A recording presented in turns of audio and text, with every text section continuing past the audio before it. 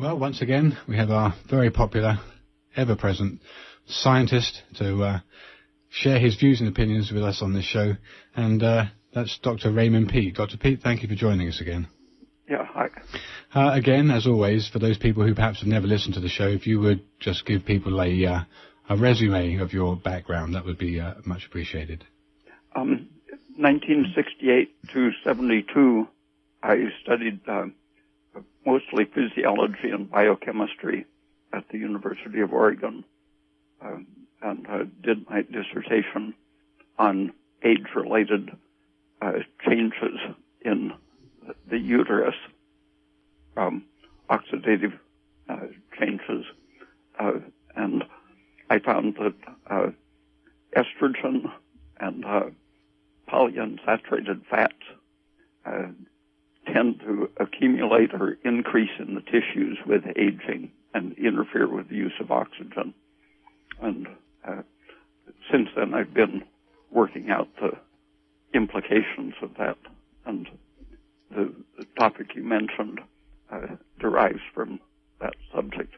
Yeah, good. Okay, so you did say there oxidative changes in utero, and I think that's one of the first things I think I'd like you to open up with, the parallels between the development that you've mentioned that happens in utero, which is very interesting, which happens without a scar. So whenever a tissue is damaged in utero, the scar actually doesn't happen, whereas in regular life, once we're exposed to the things that you'll bring out, scarring is pretty common. But there is definitely a way to do something about it, isn't there?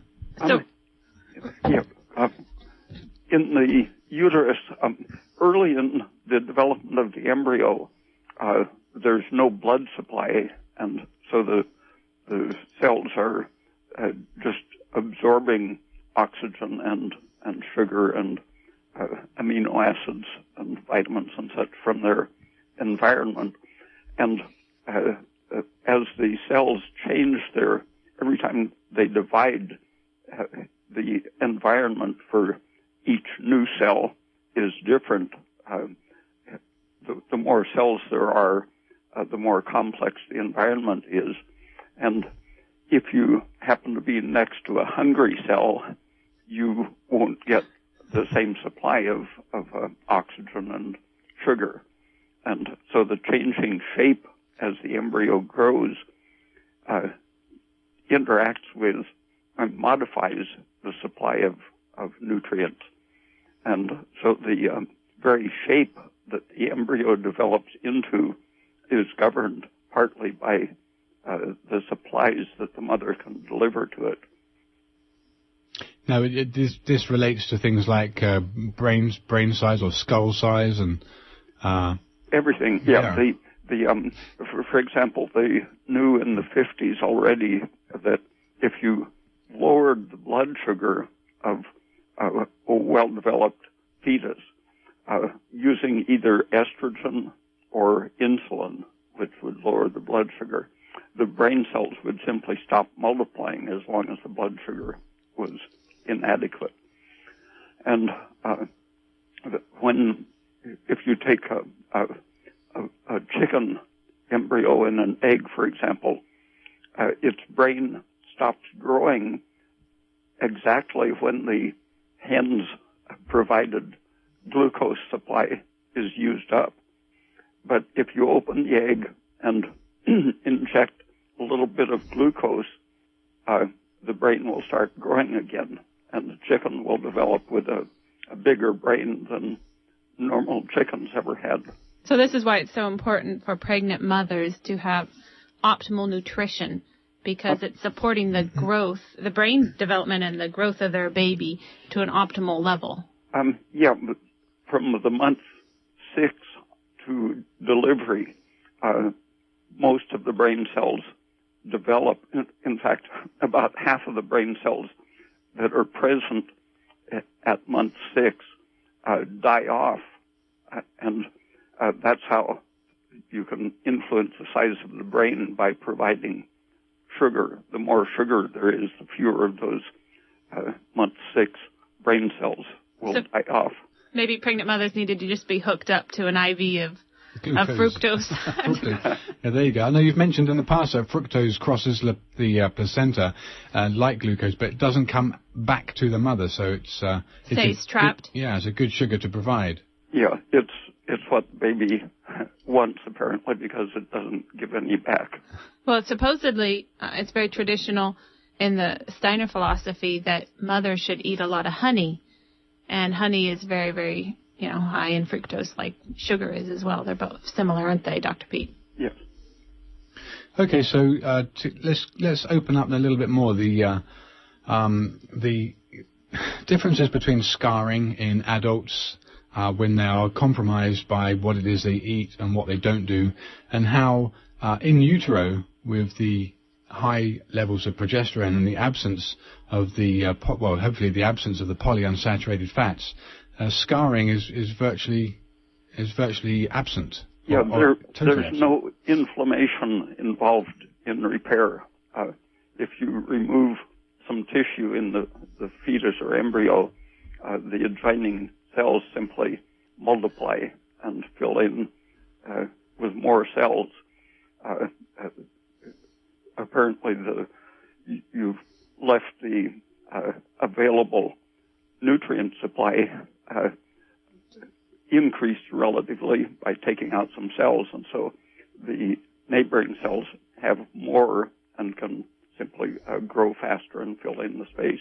Right. But in a mature animal, there are many things that interfere with that. The blood supply is interrupted if you have an injury, and so the supply of sugar and oxygen is reduced. And so there are mechanisms to make up for that, to try to increase the delivery of sugar and oxygen. And this is a stress metabolism. I tried to describe it to people that it's your emergency backup. Basically, if your body's not performing under ideal conditions, then it does the next best thing, which isn't a particularly good job. Right, but at least it gets the sugar there to the degree it does, but it has other harmful inflammatory effects. The glucose is largely provided during stress from breaking down proteins. First, you use up what's stored as glycogen, but when that runs out, then you have to break down protein. That's why it's important to only have, to not go longer than 8 hours, because you use up all of your glycogen in your liver, right? Yeah. Not to go more than 8 hours without eating. Yeah, and the lack of oxygen or the presence of lactic acid, which is produced by a lack of oxygen,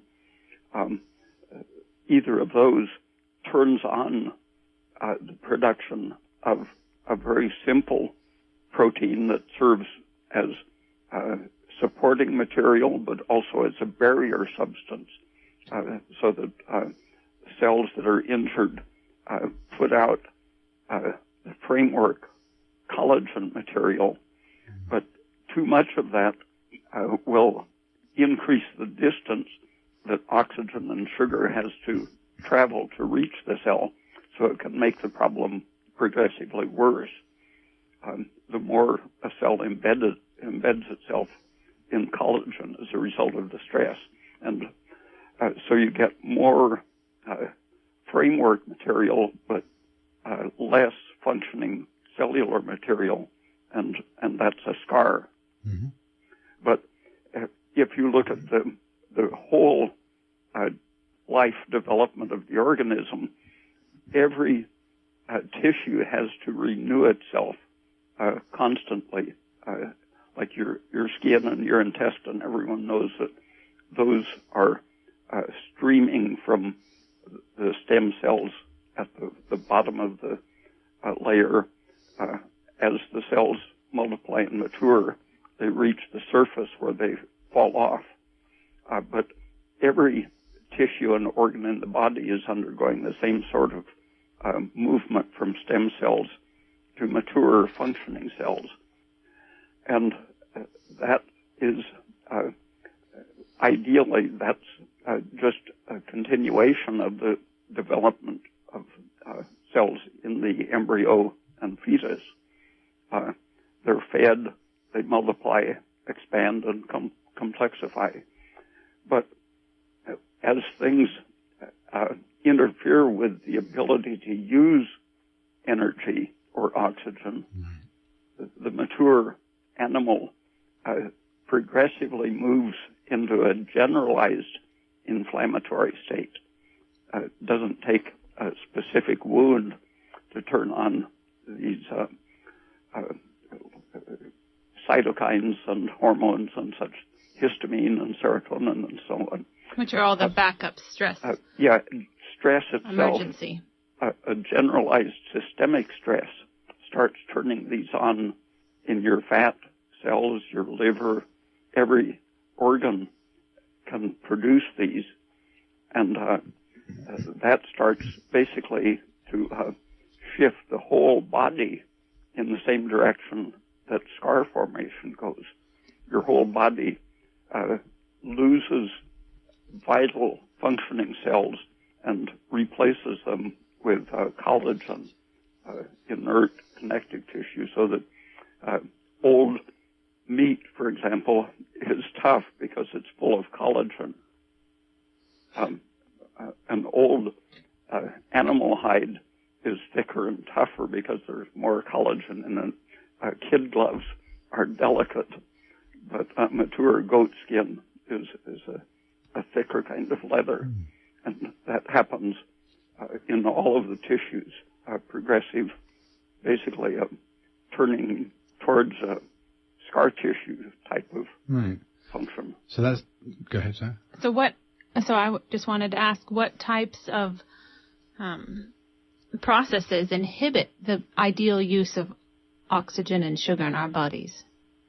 Well, the thyroid is the basic thing, and thyroid activates the respiratory enzyme for which copper is the crucial cofactor. And so if you load up on iron, an excess of iron is one of the things that tends to displace this crucial copper. And anything that interferes with your thyroid function will also interfere with the functioning of this copper-containing enzyme. Too much darkness, not enough good light, reduces the activity of this enzyme. So people need to get lots of sunshine this summer, and it doesn't have to be during the hottest time of the day. Actually, it's more ideal if it's not during the burning hours. So it's in the morning or in the later afternoon, evening. It's the red light that's so regenerative and healing and helps your body use oxygen and sugar more efficiently. Yeah, and in the absence of sunlight, if you just shine a very bright incandescent light on your tissues, within a few minutes, the oxidative enzymes are activated and reduce stress. And of course, the more of your body that's exposed to the red light from the sun is good, or from the light bulbs, normal incandescent bulbs. But even if you just walk around with short sleeve shirts and shorts on in the summertime, you'll be getting, it doesn't matter which part of the tissue it touches, any part will help all of the tissues throughout the body. Okay, so you're listening to Ask Your Herb Doctor, KMUD Garberville, 91.1 FM, from 7:30 until the end of the show at 8 o'clock.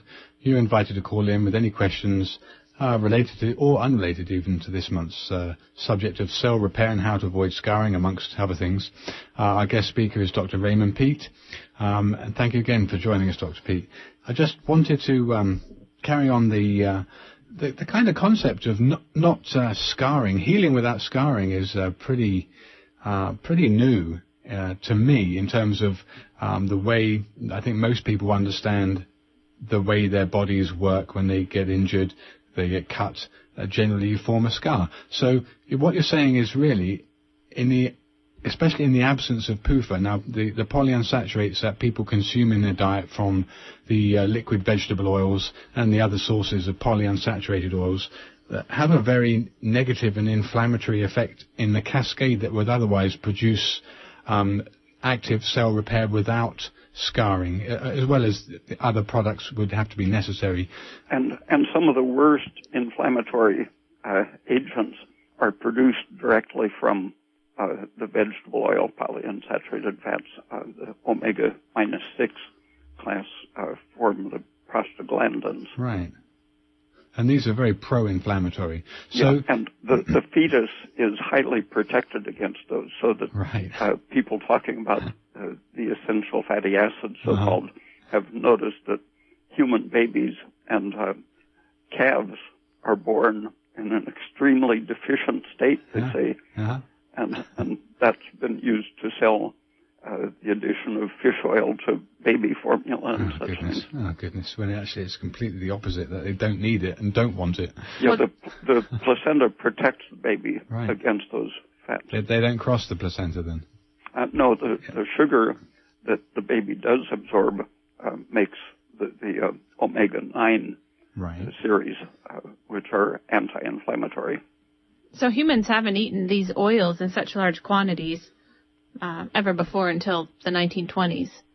And that's part of the reason why there's so many degenerative diseases. And we're going to talk about a few more, like the pancreatic damage that happens to the beta cells from excess omega-6. Yeah, if you would, Dr. Peat, I know in the past you've mentioned this as well, but I think to people that are listening would certainly love to hear it again. Diabetes, I know you've mentioned that as a typical illustration of that vicious cycle that builds up when polyunsaturates intensify the stress reaction. And the stress can be just everyday stress. That's true, isn't it? Just normal stress. It doesn't have to be physical trauma. Yeah, anytime your blood sugar falls, that's a stress reaction. It first calls up adrenaline to move glycogen into the bloodstream, largely out of your liver, but your muscles have quite a bit of stored glycogen too that they can use. And adrenaline first activates that. But when you run out of a stored glycogen and your blood sugar falls more. And how long does that take? Some people do it in 2 or 3 minutes, but with a good liver, you should be able to go 8 hours without any stress. That's why as soon as you wake up in the morning, you should have a glass of orange juice or something sweet to get your blood sugar back up from the long night of fasting. That's why it's called break fast. I didn't mean to interrupt you there, Dr. Peat. So you mentioned glycogen. When the blood sugar falls or when you have any stress, the adrenaline, after the glycogen is depleted, the adrenaline starts mobilizing free fatty acids out of your fat cells, but also out of your other tissue cells where phospholipids are turning down very fast. And the phospholipids will come into the blood releasing free fatty acids.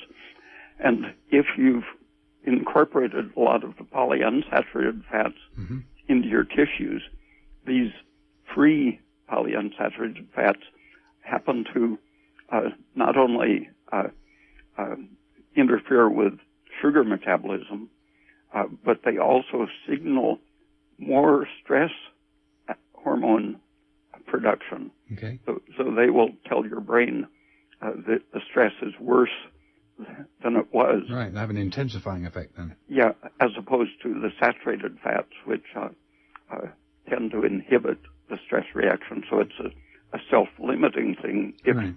If you've been a sugar or saturated fat eater and have a stress, you release the saturated fats, which are anti-inflammatory, and turn off the stress hormones. Wow. Okay, so that's why if you don't eat, then you'll eat yourself. If you don't feed your body, then your body will eat itself. And just to detail for our listeners, Dr. Peat, can you please explain which oils are included in these polyunsaturated fatty acids that we're talking about tonight, or otherwise known as PUFA? Yeah, all of the things you see widely advertised, corn oil, canola, soybean oil, safflower oil, sunflower oil, walnut oil, sesame oil. Cottonseed oil. Yeah. Okay, so to look at I think, again, to refresh people perhaps listening, because I know that the epidemic of diabetes is certainly taking the quality of life away from a lot of people. So perhaps if you illustrate the role of the cause of, or maybe not the cause, but the sequelae of diabetes as a kind of illustration of this stress reaction and the vicious cycle of inflammation. The American diet in the last 30 or 35 years, when the diabetes and obesity have been increasing so much, the polyunsaturated fats are the biggest increase in our diet, not sugar. Mm-hmm. Mm-hmm. And if you look at the nature of the pancreas, there's a constant renewal of the beta cells that produce insulin in the pancreas. Okay. So the idea that once you're diabetic, you're doomed to always be diabetic because you don't have the cells in the pancreas, that went out when people discovered the idea of stem cells. In one of my newsletters on sugar and diabetes, I mentioned the studies that showed that glucose stimulates renewal of the beta cells in the pancreas. So that's sugar for helping a diabetic's pancreas regenerate. To renew itself. Yeah. But since the polyunsaturated fats and the prostaglandins that they form are toxic to the beta cells, right. If you don't have enough glucose, you'll just keep killing any beta cell that appears. Even though you do have the stem cells, they'll be converted to beta cells just to get killed by the PUFA. Right. And it happens that the stem cell, the flow from the new cell to the mature insulin cell, it happens that one of the early stages in this streaming is from the glucagon-producing alpha cells in the pancreas. The alpha cells turn into beta cells as they mature, and the glucagon-producing alpha cell raises the blood sugar. And so if you have a lot of the alpha cells in proportion to the beta cells, that will create apparent diabetes because the glucagon causes the breakdown of proteiny tissue and increases the glucose, which is helpful potentially if it's only a temporary measure. So it's like a stress reaction. The body's trying to emergency save the lack of sugar in a diabetic's pancreas by increasing the amount of glucagon to raise the blood sugar. Yeah, and then if you have a lot of sugar supplied, you don't need the glucagon-producing cells, so they move on under the influence of sugar. The flow is increased, and you produce the beta cells, and the sugar should be holding down the stress and preventing the free fatty acids, which would form the prostaglandins that would kill the beta cells. So this is why you mentioned that study done in England that showed in the early treatment of diabetes, they actually gave the diabetics sugar because they noticed they were losing so much sugar in their urine, and they actually improved. Something like 12 ounces a day, they said, of the highest quality white sugar. Yeah, and they started picking up weight. Because it lowered the stress and allowed their beta cells to fully develop. Yeah. Within just a few days, they stopped producing so much sugar in their urine as they were eating these huge amounts of sugar. And as they stopped destroying their own tissues, they began gaining weight instead of losing weight. Yeah. Okay, so again, I think this moves on to our next topic, the concept of cell streaming and stem cells. Stem cells are a pretty hot topic in certainly the last decade, and I wanted to just make people aware of a couple of different doctrines, and you're in one of them. So it's a kind of the Hayflick doctrine that I know you've mentioned before in the 60s, basically the one extreme was to say that there were no stem cells, and then an article that you pointed out that I read earlier from a well, I don't think he's actually Israeli. His name's Gershom Zayachek, and he has produced a lot of articles on. He's actually an MD, but he's produced a lot of articles on the internet about the streaming organism, and amongst other things, the Kabbalistic meditative methods of overcoming cancer, amongst other things. But not to diverge from that. And your opinion about the streaming of cells from one cell type to another is that there really is no point at which cells do not turn into different cells. You're saying that ultimately any cell can become a progenitor or a stem cell. Yeah, that's easiest to see probably in the liver. Zayachek has demonstrated that there is a flowing from the portal vein side of the lobule in the liver, moving the cells towards the vein in the center of the lobule.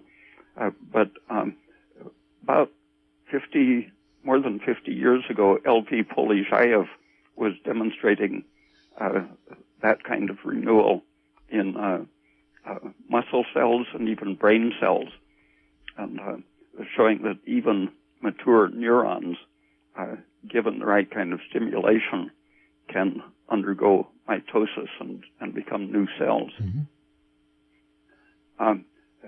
One of the current places where this is important is the idea of adrenal fatigue that a lot of people are talking about.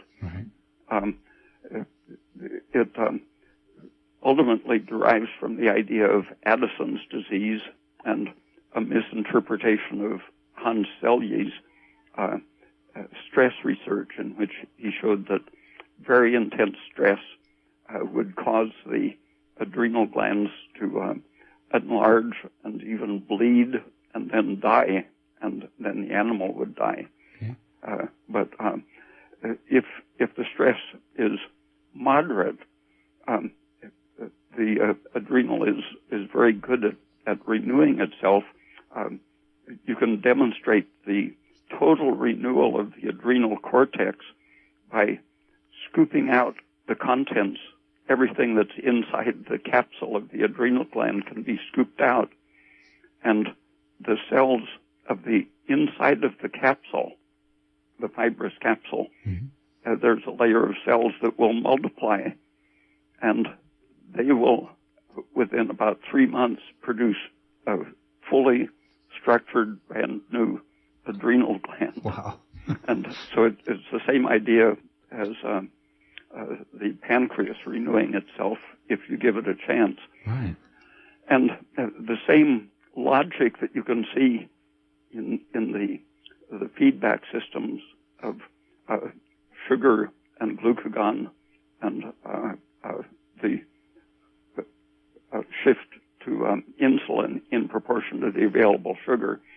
In the adrenal gland, the cells that are near the capsule are the cells that produce aldosterone, or the class of mineral steroids, mineral regulating steroids.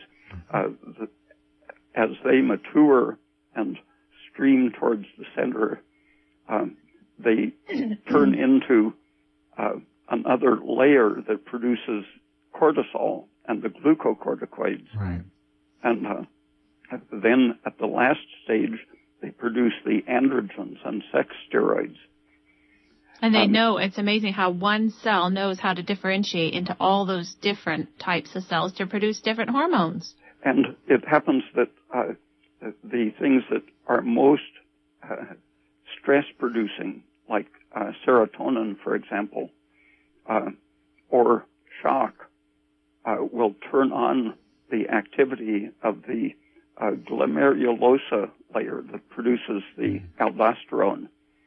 And aldosterone intensifies some of these defensive stress reactions, and people are now starting to speak of it as an endogenous toxin. It activates so many of these stress reactions. Wow.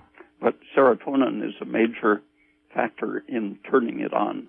But it's the first thing produced, and as the organism starts surviving, if it can get past that shock stage with adequate sugar, then the glucocorticoids are produced, and finally the sex steroids, which aren't needed if you're going to be in shock and starving to death and so on. So they're the least important in the emergency mode, but the most important in a healthy mode. Yeah. So this is why it's so important to eat optimal nutrition so that all of your cells can function normally and healthily and regenerate. Yeah. And when you are in this healthy state, producing an abundance of progesterone and testosterone, for example, these turn off the aldosterone production. So once you achieve the mature, happy state, then even though your cells are still there and they're still streaming, their function is inhibited the same way that sugar inhibits the function of the glucagon-producing cells. Okay, you're listening to Ask Your Herb Doctor on KMUD Galbaville 91.1 FM. And from now until the end of the show at 8 o'clock, you're invited to call in with any questions, either related or unrelated to this month's subject of cell repair and how to avoid scarring, amongst other things. Guest speaker is Dr. Raymond Peat, and the number here, if you live in the area, is 923-3911. Or if you live outside the area, the toll-free number is 1-800-568-3723. I just wanted to bring out the point that you'd mentioned, that in Africa, and I think the same parallel is something that we heard about or were taught, that honey has been traditionally used to heal wounds and is actually very effective at doing that in the absence of antibiotics or other anti-infective measures. That you've also mentioned that sugar can be packed into a wound. If you don't have antibiotics, even if you have a fairly large wound and you can pack sugar into it, you have a very good chance of healing it properly. Yeah, in Africa, when there was no antibiotic available and they had to do chest surgery, they simply filled up the chest hole with massive amounts of sugar. And they discovered that it not only didn't get infected, but it healed basically without scarring. Wow. And in the newsletter on diabetes, I mentioned some of the references where they find that packing a wound with sugar inhibits the formation of excess collagen and causes an almost scarless healing. Wow. Well, honey never goes bad, right? Partly it's the osmolarity. It dehydrates things, but it also has the antiseptic antimicrobial ingredients that white sugar doesn't have, and it has the fructose, which promotes actual healing instead of scar formation. Okay, and some of that also is linked to the fact that the energy supply is present to drive the cellular repair locally. Yeah, keeping the energy supply equal to the demand is what short circuits the inflammation system. It goes right to repair like the fetus. Okay.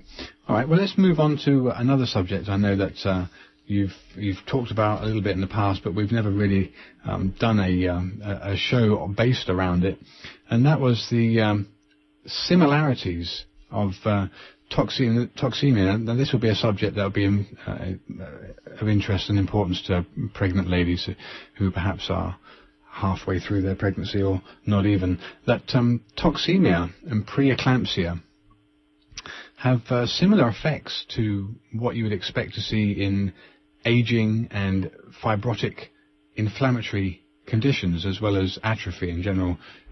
Just about everything that happens to a woman in preeclampsia and to the fetus is similar to what is happening to advanced aging symptoms, loss of functional tissue, all kinds of circulatory problems, hypertension, nerve problems, liver malfunction, inflammatory processes everywhere. And in the 1950s, Dr. Tom Brewer was shocked when he saw the drug companies promoting the sale of diuretics to pregnant women to prevent edema. And at the same time, doctors began advocating salt restriction besides the use of diuretics and diet restriction to prevent, supposedly to prevent toxemia, because toxemia involved swelling and edema. And so the drug company said, here's a diuretic to get water out of the body. But the mechanisms by which it gets water out reduces the blood volume, and that tells the kidneys that you need more circulation, more blood, and the kidneys signal with renin to activate the adrenals, for example, to produce more aldosterone, to try to increase the blood volume to save sodium. Right. And so when you cut down sodium, you make the adrenals produce more aldosterone to retain it. Right, self-defeating. And so Tom Brewer reviewed the evidence already in the 1950s. He had a good collection of scientific studies showing that more salt was the cure to toxemia. Protein was the thing he mostly emphasized, right. But protein and plenty of salt and calcium. So milk was the ideal protein, because drinking 2 quarts of milk, you'd get more than 2,000 milligrams of calcium. And the calcium is one of the things that helps to turn off aldosterone. And the sodium is very powerful at turning off the aldosterone. And the aldosterone is one of the immediate villains in producing many of the symptoms, such as leakiness of blood vessels, lets the water fall out of your blood, cause your feet and face and such to swell up. So just drinking more water just causes more edema. Yes, yeah. But and that's still a common recommendation that doctors give to pregnant mothers. Well, I'm not just talking about in general, but actually to pregnant mothers. They say, you need to increase your fluid intake. And they don't mean orange juice or milk or other nutritious liquids. They mean water. Yeah, the medical profession has pretty much quietly forgotten about the salt restriction and diuretic episode, because it probably would be considered a crime against humanity that would lead to replacing medicine with chiropractics or something. But now they're still doing silly things like advocating drinking more water. Okay, so to get onto calcium and in its role, I think a lot of people don't understand this. And again, I don't know how it happens. I don't know how the whole thing happens with salt restriction being a medical piece of advice and actually causing edema. I don't understand how people take it on board that the diuretics they're given are really doing the opposite of what they should be, not what they should be doing, because they shouldn't be used, but that diuretics are actually self-defeating in terms of how they work physiologically, and how sugar has been so maligned and how it's so important. Calcium, again, is another one. So I think the concept of when you have a low calcium diet, i.e. you're not drinking a lot of milk, you're not eating cheese, and the other sources, maybe greens, the other sources of calcium, that when you have a low calcium in your diet, your blood calcium actually gets bigger. The concentration of calcium in your blood increases, and that calcium is very damaging to soft tissues. Can you just say a little bit about that? Because I think that's another common misconception. David McCarran, about 30-some years ago, worked at a California university, and he noticed that according to the government's own figures, the people who had the highest blood pressure ate the least salt, and the people who ate the most salt had the lowest blood pressure. And he said there's something wrong with this idea of restricting salt. And so he looked at the figures and saw that calcium was really the main thing affecting blood pressure. He got fired from that university and moved to Portland, and had about 30 years working at university in Portland, continuing to do research. So there are many papers by McCarran showing that it's really a calcium deficiency rather than a sodium excess that causes high blood pressure. Because calcium is another thing that will lower the stress hormones, and that helps the stress, and that helps lower blood pressure. Yeah, parathyroid hormone is what you can see most easily coming down when you eat more calcium and have adequate vitamin D. And parathyroid hormone increases aldosterone. And so you restrict calcium, your parathyroid hormone goes up. That makes your aldosterone, stress hormone, go up. That makes you increase your blood pressure and retain sodium. Wow. Okay, I think the last time, this is Ask Your Herb Doctor. It's 7:45. So from now until the end of the show at 8 o'clock, you're invited to call in. The number here, if you live in the area, is 923-3911, or the 800 numbers 568-3723. It'd be a first for the show if no one called in, and I would take that as a very excited state of listening listeners. People are just so plugged into listening here. I know sometimes we get lots of calls, and at this point in time, it doesn't really matter. But if you'd like to call, that'd be just fine. Okay, so the whole calcium thing is another misnomer. Then that calcium, when you don't take adequate calcium, your blood calcium goes up, and calcium gets deposited in the soft tissues, and this is also part of the reason why the cardiovascular disease happens in the first place, because of the insult we've taken, calcium being taken up into the arterioles and then becoming less flexible. The parathyroid hormone takes calcium out of your bones and moves it into all the soft tissues. Kidneys and arteries are where it causes the blood pressure to rise in the arteries to become stiff. So a calcium deficient diet leads to hardened arteries and high blood pressure. Yeah. Well, okay. We've actually got 3 callers now, so we better start taking some callers. Hello? Hi, you're on the air. Yes, I know you were just explaining the salt connection, but I want to get a little more clear on that, because so many doctors seem to think that salt is just the worst thing in the world, and especially if you have high blood pressure. And recently I had a situation, well, I'm a bit overweight, and my blood pressure was high. Now I'm on medication that takes care of that. It's pretty mild. It doesn't have side effects. But I've always liked salt, kind of had a craving for it.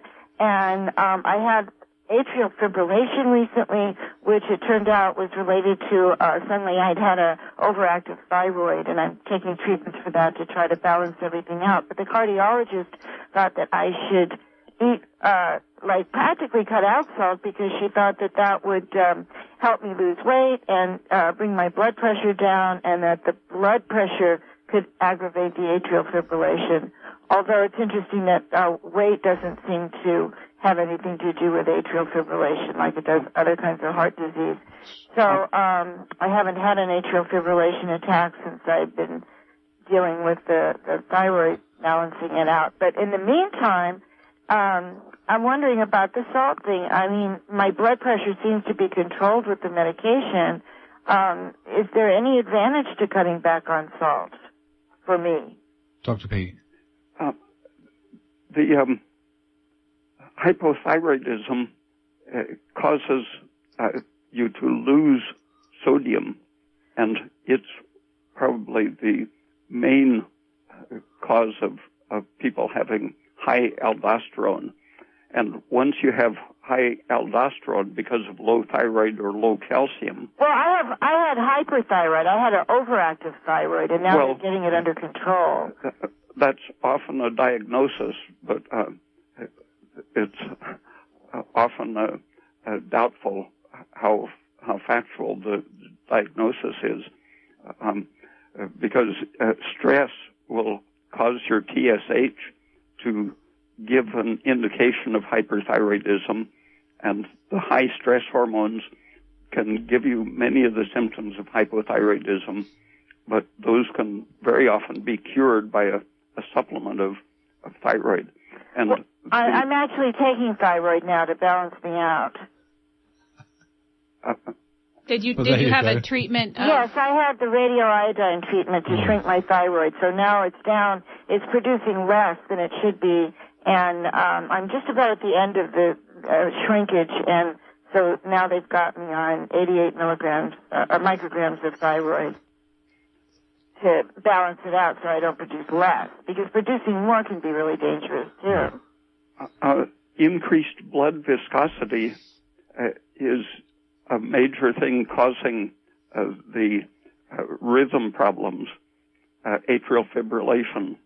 Well, they got me on a blood thinner and a blood and a heart regulator. Thyroid, by making you able to regulate your minerals, thins the blood, and it makes it easier for your heart to pump the blood by lowering the viscosity and regulating the minerals to maintain the right volume of blood at the right viscosity. So investigating your thyroid function in more detail, you might not need the blood thinner, because thyroid is probably the basic thing that keeps the blood viscosity low. And hypothyroidism is extremely common as a cause of hypertension, and that involves increased aldosterone, and that will create the appearance of so-called salt sensitivity. A calcium deficiency and low thyroid function make you actually sensitive to salt, so that you can raise your blood pressure by taking salt. Well, now I'm getting my thyroid balanced to where it's supposed to be. So you're saying that will thin my blood naturally. They're hoping that will occur. But where does the salt fit in? Can I have a normal amount of salt without worrying about it? If your calcium intake is well over 1,000 milligrams per day, and your vitamin D is good, then there's very little likelihood that you will be one of those salt-sensitive people. Okay, because I am taking a good amount of vitamin D. I've been tested, and I don't have a shortage of vitamin D, which most people apparently do. And, calcium. How much calcium do I need again? 1,000 or 2,000 milligrams. Okay. All right, well, thank you. I'll let somebody else have a turn. Thank you very much. Okay, thank you for your call. Okay, we've got two more callers, so let's see if we can give them both equal opportunity. You're on the air? Hello? Hi, you're on the air. Hi. My question is about one of Dr. Peat's newsletters on tissue-bound estrogen and aging. And I was just wondering, he mentions that for menopausal women, they often get a lot of the estrogen concentration in their tissues as opposed to their blood, but progesterone can knock it out of their tissues and into their blood. I was just wondering if it would be advantageous if they could take a dose of progesterone and then get a phlebotomy. Would that help to decrease the systemic estrogen? No, if the liver is working if you're eating enough protein and if your thyroid is okay, your liver will send the estrogen straight to your kidneys to be excreted as soon as the progesterone gets it out of your cells into the bloodstream. And there are several enzyme systems involved in this. The progesterone basically destroys the estrogen receptor that binds estrogen. It destroys the enzyme that releases estrogen from the glucuronic form to deposit it in cells. It activates the enzymes that add the glucuronic acid to remove it from cells, and it shifts the oxidative enzymes so that they destroy the active form of estrogen. So everything progesterone does to estrogen system gets it out of the cells, and then your liver will send it to your kidneys to excrete. And progesterone helps the liver get rid of the excess estrogen as well. Yeah, progesterone activates the thyroid to do that. Okay, so their body would take care of it naturally without having to take the blood out. Basically thyroid and protein nutrition are the things that shift the balance. Okay, excellent. Thanks a lot. Thank you for your call. Got one more caller. You're on the air. Hi. I'm going to talk quick and get to the point because I know you have a little time.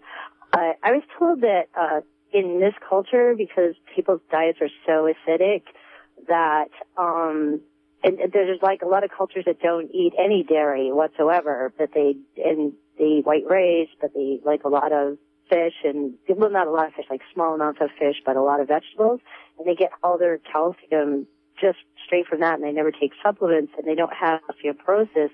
And it was told to me that because of the acidic diets that we have, that the body will actually release calcium out of the bones and teeth in order to save the arterial walls from, being destroyed ultimately from all the acidity in an attempt to alkalize it, and that's why, we have so much osteoporosis. And I was just wondering what your thoughts were on that. Where, basically I was told that it wasn't necessary to take calcium supplements if you were, eating a balanced alkaline diet. Well, one of the problems with calcium supplements is that some of the cofactors are very bad, like calcium phosphate. Some of the supplements have so much phosphate that it's the phosphate that increases the stress hormones and activate the breakdown of the bones. But the main things that take calcium out of the bones, besides an excess of phosphate, are cortisol, prolactin, and serotonin. And those all trigger parathyroid hormone. Yeah. So. And other stress hormones. So in terms of the caller's question about the acidic diet, do you think that has a direct effect on calcium mobilization from the bones into the blood?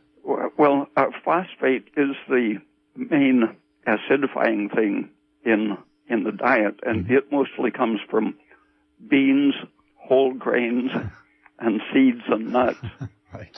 And meat. Sounds like a vegetarian diet. Oh, and meat, yeah, of course. So that's why I think the generalization is that American diet is very acidic because meat is very acidic, whereas dairy products are actually, milk is almost, it's very neutral. Yeah. If anything, it's a little bit alkaline because of the high calcium, and it's actually a calcium deficiency that will cause so much calcium to leach out of the bones and get deposited in the places you don't want it, like your kidneys and your arteries. Okay, I don't know if that answers the question, but we do only have 3 minutes left, so we need to give credit to Dr. Peat and let listeners know how they can find out more information for themselves. Thank you so much. Yeah, you're very welcome. Thank you for calling. And for those people that called in this evening, thanks for calling. Okay, Dr. Peat, thanks so much for your time again. Oh, okay, thank you. So Dr. Raymond Peat's website is www.raypeat.com. And there's lots of scholarly articles there for you to read. There's probably something in the region of about 50, and they're all fully referenced, and many different topics of contention being exposed for what they are. Incredible lies, I think, in short. And like they say, a lie travels around the world faster than truth can get her boots on. Yeah, there you go. Okay, so we can also be reached, as I said at the beginning of the show, toll-free during Monday through Friday at 1-888-WBM-HERB. And in a few days here, it'll be the solstice, the middle of the year, and the days will start to get slowly shorter, but at this point in time, the sun's right in the middle of the sky, and people's thyroid should be doing good from all the sunlight. So vitamin D is going good, and people keep the polyunsaturated fats out of your diet, and you'll be going a long way to improving your health. Anyway, more next month, the third Friday of next month. So thanks for listening. Thank you for listening.